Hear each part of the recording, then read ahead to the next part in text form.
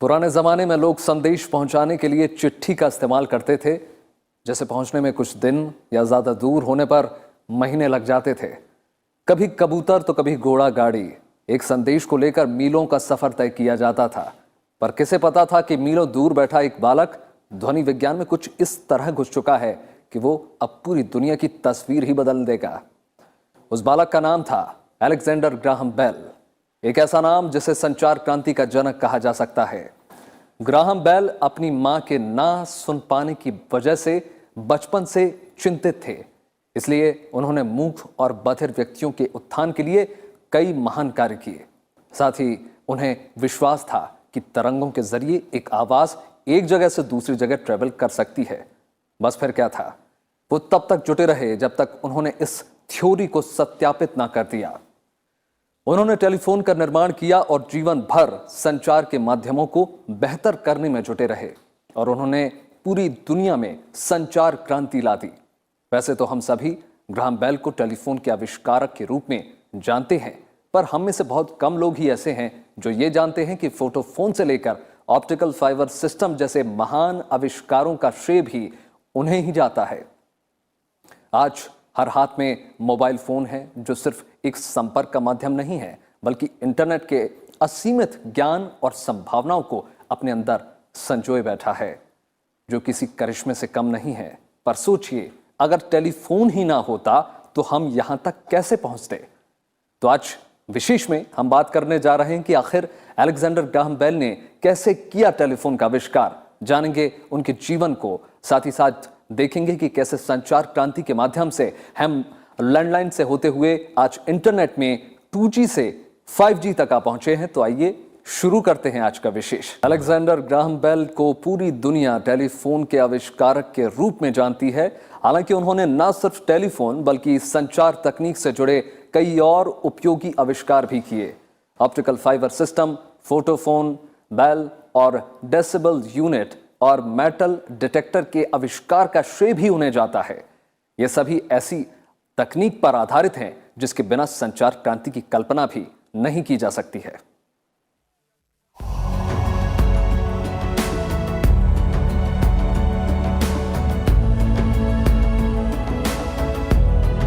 मानव अपने अस्तित्व के बाद से ही निरंतर नई नई खोज के जरिए प्रगति के पथ पर लगातार आगे बढ़ता जा रहा है। मानव जीवन को नया आयाम देने में जिस एक आविष्कार का बेहद ही महत्वपूर्ण हाथ है, वो है टेलीफोन। जब टेलीफोन का आविष्कार हुआ तो उसे चमत्कार माना गया। इस चमत्कार का श्रेय जाता है अलेक्जेंडर ग्राहम बेल को। ग्राहम बेल का जन्म 3 मार्च 1847 को स्कॉटलैंड के एडिनबर्ग में एक सामान्य परिवार में हुआ था।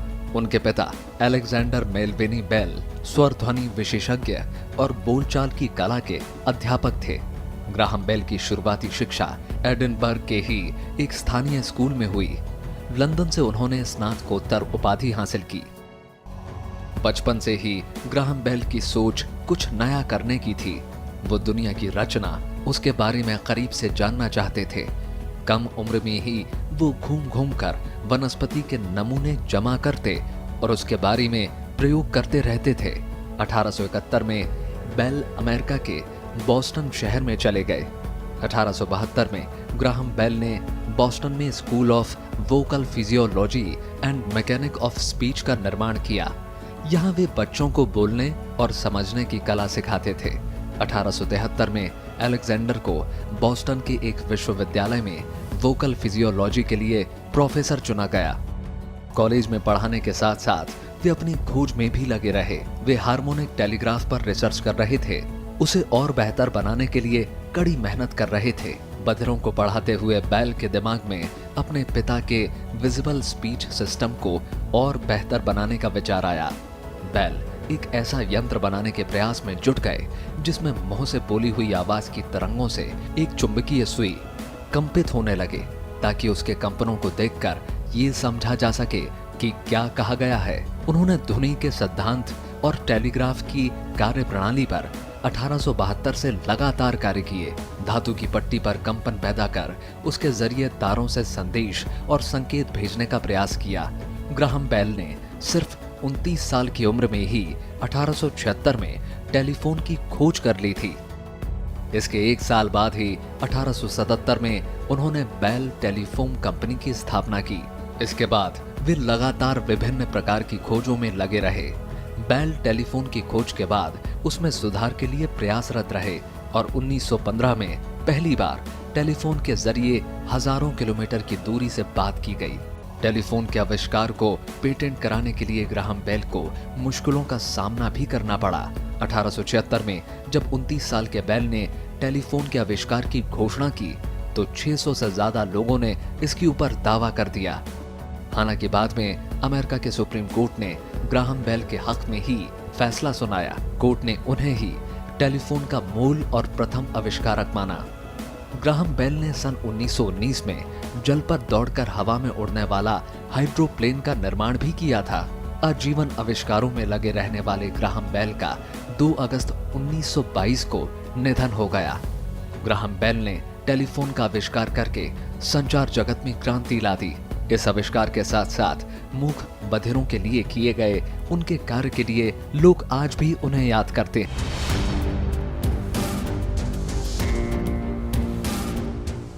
फर्ज कीजिए कुछ देर के लिए आपको संचार के सभी माध्यमों से अलग कर दिया जाए, यानी आप जो मोबाइल हाथ में लिए हुए हैं उसे कोई दूसरा ले ले। Internet, Facebook, Twitter, Instagram, walkie talkie, सब कुछ आपकी पहुंच से दूर कर दिया जाए तो आपको कैसा महसूस होगा? रंगीन जिंदगी एकदम से बेरंग यानी श्वेत शाम में बदल जाएगी और आप आज से करीब 150 साल पीछे चले जाएंगे जब चिट्ठियों के अलावा संचार का कोई दूसरा माध्यम नहीं था। ठीक यही स्थिति थी टेलीफोन के आविष्कार से पहले। याद कीजिए टेलीफोन का वो दौर जब फोन की घंटी बजने पर पूरा परिवार कॉल रिसीव करने को दौड़ता था। दूसरी तरफ से आवाज सुनने का अपना अलग रोमांच था। दरअसल साल 1844 में सैमुअल मॉर्स ने एकल तार टेलीग्राम प्रणाली और मॉर्स कोड का आविष्कार किया। इस तार तंत्र ने विश्व के सभी महाद्वीपों को आपस में जोड़ने का काम किया। लेकिन साल 1876 में महान वैज्ञानिक अलेक्जेंडर ग्राहम बेल ने एक ऐसी चीज का आविष्कार किया जिसने संचार की दुनिया में हलचल मचा दी। वो चीज थी टेलीफोन। इसके आविष्कार के साथ ही अलग अलग व्यक्तियों के दूर दूर होते हुए भी किसी से प्रत्यक्ष बात करने का सपना साकार हो उठा था। दरअसल अलेक्जेंडर ग्राहम बेल की मां और पत्नी दोनों ही सुनने में असमर्थ थीं। इसी वजह से बेल की ध्वनि विज्ञान में बचपन से रुचि जग गई। बेल को पूरा विश्वास था कि टेलीग्राफ तार के जरिए ध्वनि के सिग्नल भेजे जा सकते हैं। इसके लिए ग्राहम बेल ने इस पर शोध करना शुरू कर दिया। शोध कार्य के लिए उन्होंने अपने साथ सहायक के रूप में थॉमस वॉटसन को रखा। बेल और वॉटसन अपनी खोज में पूरी तरह से जुटे हुए थे। 2 जून 1875 को जब ग्राहम बेल और थॉमस वॉटसन अलग अलग कमरों में हार्मोनिक टेलीग्राफ पर प्रयोग कर रहे थे, तभी ग्राहम और वॉटसन दोनों ये देखकर आश्चर्यचकित रह गए कि रिसीवर उपकरण डायफ्राम उपकरण के कंपनों के अनुरूप ही कंपित होने लगा। इस तरह ध्वनि को तार के माध्यम से प्रेषित करने का ये पहला प्रयोग लगातार जारी रहा और 1876 में ग्राहम बेल वाणी की ध्वनियों को तार के द्वारा भेजने में सफल हो ही गए। 10 मार्च 1876 को ग्राहम और वॉटसन अलग अलग कमरों में कार्य कर रहे थे। तभी अचानक ग्राहम के ऊपर एसिड गिर गया और मदद के लिए वॉटसन को बोले, mister Watson come here, I want to see you. यानी मिस्टर वॉटसन यहां आओ, मुझे तुम्हारी जरूरत है। ये सुनते ही वॉटसन ग्राहम की मदद के लिए गए और बोले कि तार के द्वारा उनकी आवाज दूसरे कमरे में भी साफ साफ सुनाई दे रही थी। ग्राहम ये सुनते ही एसिड की जलन भूल गए और उछल पड़े। इसके बाद तो इतिहास बन गया। दुनिया का पहला टेलीफोन कॉल सफल तरीके से संपन्न हो चुका था। टेलीफोन की खोज के बाद बेल ने इसका पेटेंट करवाया और 1877 में बेल टेलीफोन कंपनी खोल ली, जो 1885 में अमेरिका की टेलीफोन और इंटरनेट की सबसे बड़ी कंपनी AT&T बन गई। वैश्विक स्तर पर टेलीफोन का आविष्कार होने के बाद भारत में टेलीफोन सेवा सबसे पहले कोलकाता में 1881-82 में शुरू की गई थी। वहीं स्वचालित टेलीफोन एक्सचेंज शिमला में 1913-14 में आरंभ की गई थी और उसकी क्षमता 700 लाइनें थी। आज के समय में रोटी, कपड़ा और मकान के बाद टेलीफोन मूलभूत आवश्यकता का हिस्सा बन चुका है, जिसके बिना लोग पूरी तरह से अकेलापन महसूस करते हैं। लेकिन एक वक्त ऐसा भी था जब हमने कभी नहीं सोचा होगा कि टेलीफोन जैसे किसी उपकरण का भी इजाद होगा, जिससे हम पूरी दुनिया में लोगों से संपर्क कर पाएंगे।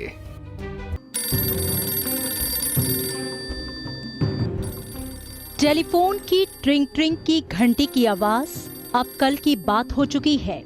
आज सबके हाथ में मोबाइल फोन है, जो लोगों की जिंदगी का अहम हिस्सा बन चुका है। लेकिन आज की पीढ़ी को शायद इस बात पर यकीन ना हो, लेकिन एक दौर था जब मोबाइल फोन पर इनकमिंग के चार्ज लगते थे। कॉल रेट इतने कि लोग मोबाइल से कॉल करना तो दूर, कॉल रिसीव करने से पहले भी 1000 बार सोचते थे। करीब 2 दशक पहले भारत में पहला मोबाइल फोन लॉन्च हुआ। ये दौर था 1G का। वायरलेस टेलीफोन का ये शुरुआती चरण था। इसकी स्पीड थी मात्र 2.4 kbps।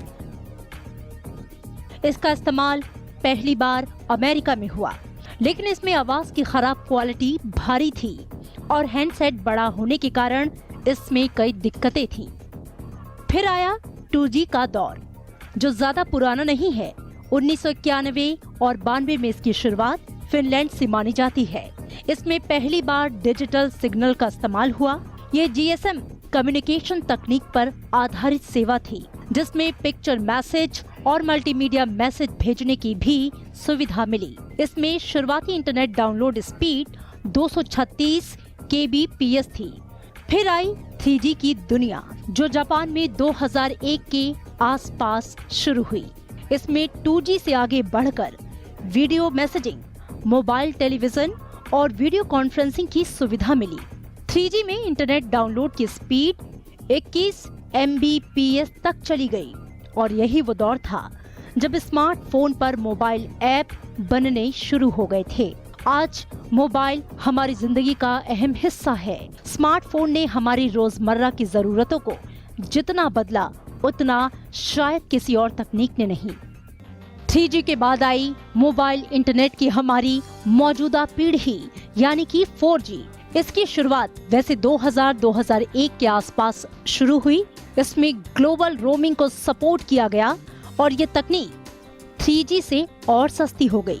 लेकिन जटिल हार्डवेयर प्रणाली के चलते 3G फोन के मुकाबले 4G के फोन महंगे हो गए। भारत में 4G तकनीक अब प्रचलन में आ चुकी है, जिसके जरिए 1000 kbps तक डाटा डाउनलोड किया जा सकता है। 2007-8 के आसपास जब मोबाइल तकनीक का विकास हो रहा था, तो लोग फीचर फोन से आगे बढ़कर मल्टीमीडिया तकनीक की तरफ बढ़ रहे थे। तब स्पेक्ट्रम अचानक टेलीफोन कंपनियों की जरूरत बन गया। 2010 में 3G और 4G स्पेक्ट्रम की नीलामी हुई और आज 4G हर मोबाइल की जरूरत बन गया है।